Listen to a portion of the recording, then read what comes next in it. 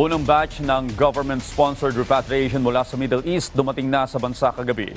70 OFW at kanilang dependents kabilang sa mga nakauwi. Ang detalye sa report ni Denise Osorio. Dumating na sa Pilipinas kagabi ang unang grupo ng mga government-sponsored repatriates mula sa Middle East sa kayang Emirates Flight EK334. Kabilang sa mga nakauwi ang 70 mga OFW at kanilang dependents na dumaan sa masalimuot na proseso ng pag-uwi sa harap ng limitado o saradong airspace. 33 sa kanila ang sinagot ng pamahalaan ang pamasahe. Ang iba naman sa mga nakauwi may sarili ng mga ticket o nauna nang nakapag-book ng flight. Pero nabigyan pa rin sila ng iba't ibang uri ng tulong bago at pagkadating sa Pilipinas. Kasunod naman ng mga kumakalat sa social media na tila ang UAE lang ang tumulong sa mga naipit na Pilipino. Nilinaw ng Department of Migrant Workers na sa mga ganitong sitwasyon, may sariling hakbang ang host country para sa seguridad at proteksyon ng lahat ng nasa loob ng kanilang teritoryo.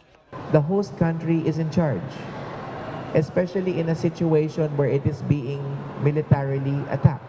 And that's perhaps the biggest reason why those who were stranded, those who post in social media and say all they saw was the host country government is precisely because it is the host country government who in its own interest operates to repel the attack and protect the residents or citizens within the territory, its own national territory.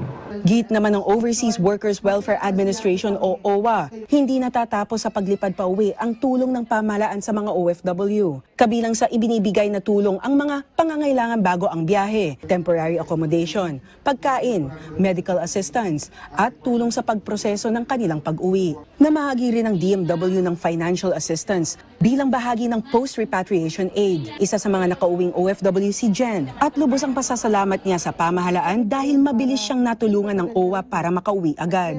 Nagka-problema ako sa trabaho, sa kanila akong lumapit. So lahat ng assistance na kailangan, pati yung pag-uwi, preparation, shelter if needed, pati yung pagkain, na-provide naman nila.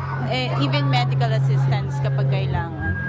Yes. Na ano naman nila, inasikaso nila, dumaan lahat sa proseso. Siyempre, sumunod kami sa UAE law. Yun, okay naman lahat. Samantala, habang unti-unting may mga nakakauwi na ng Pilipinas, tuloy naman ang mas malawak na operasyon ng pamahalaan sa mga apektadong bansa.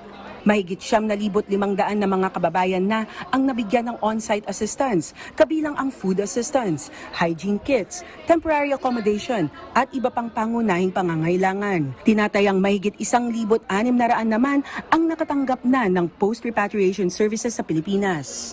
As I mentioned, efforts are underway in terms of chartering, but there are challenges inherent. As I said, there's no airspace immediately available. So kailangan nga talaga yung land crossings. And when that happens, you need to talk to, tandaan natin na ang OFWs are great in number. So the volume of crossing people over means may coordination dun sa origin country, the host country, at dun sa pagtatawiran. And then yung logistics of bringing people over, considering what's going on with the attacks. Karamihan sa mga dumating na mga OFW ay mula sa UAE, lalo na sa Dubai at Abu Dhabi, habang may ilan din mula sa iba pang bansang apektado ng tensyon. Marami rin sa kanila ang umaasang makakabalik pa sa kanilang mga employer kapag humupa na ang tensyon. Kabilang din sa mga dumating ang isa sa 2 naitalang injured OFWs, ngunit pinili niyang huwag humarap sa kamera o magbigay ng pahayag. Para naman sa mga OFW na nasa abroad pa at naghihintay ng tulong, may paalala ang DMW sa pinakamadaling paraan ng paghingi ng assistance. I'd like to address yung past few days there were comments about not being able to reach some numbers, no? So just to remind everyone as well, in our eGov app, there's a report function, OFW, and then you just indicate your concern, request for repatriation. It goes to the database of OWA, and we will be the one to call you and connect you with the right embassy or the right migrant workers office. Maaari ring tumawag sa 1348 Central Hotline para sa mga request for assistance. Denise Osorio, para sa Pambansang TV, sa Bagong Pilipinas.